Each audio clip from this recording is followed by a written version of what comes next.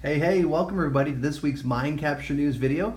This is Tony Rubleski, your host. You can hear my voice. You can see M&M's, a book about a group called Van Halen, and a blog post that I did after I read this book, which I'm going to talk about. A couple key things I want to do in this week's Mind Capture News video is have a little fun. I want you to get a lot of value out of these videos. I appreciate your gift of time and attention. I want to talk about why this book is here in the story from M&M's. Van Halen was a huge rock group back in the late 70s and 80s. I had a chance to interview Noel Monk and do a book review, which you see here at mindcapturegroup.com. So if you like what you see here, check out the blog where I do a full book review. But there's a couple big lessons when I interviewed Noel Monk. He was the road manager from 1978 to 1985 with Van Halen. Talk about a rocket ship. It was the hottest band in the world, the mighty rock and roll band Van Halen. One chapter in particular stuck out that I did in the book review, and also when I interviewed him about a month ago. He talked about the M&M's rule that they put in their contracts after the band was starting to get known and very well established. But in their contract with promoters, as I pour out these M&M's, they had a provision that before the band would go on, that they had to have a bunch of M&M's backstage. Again, this is the rock group Van Halen, dictated by their manager, Noel Monk, who wrote this great book and I've interviewed.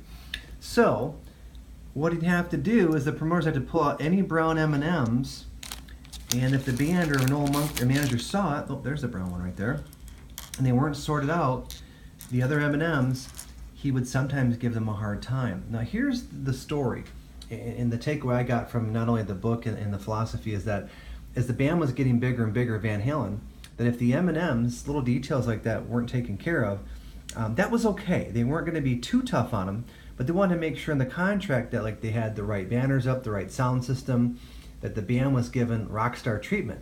So by paying attention to little details, of a promoter actually followed that Van Halen writer about the brown M&M's being sorted out, they knew that most of the major items would get done to make the band be best positioned and get rock star treatment. So again, there's a little lesson there about details, that the devil is in the details, and that as a band or a brand or a company is starting to become more well known, that you have to have quality standards to ensure that the audience or your customers are getting the best possible product. So I hope you enjoy that.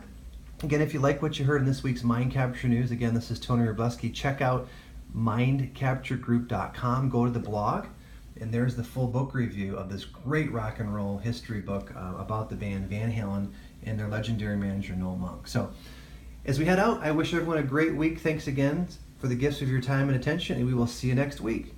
Till then, take care. Bye-bye.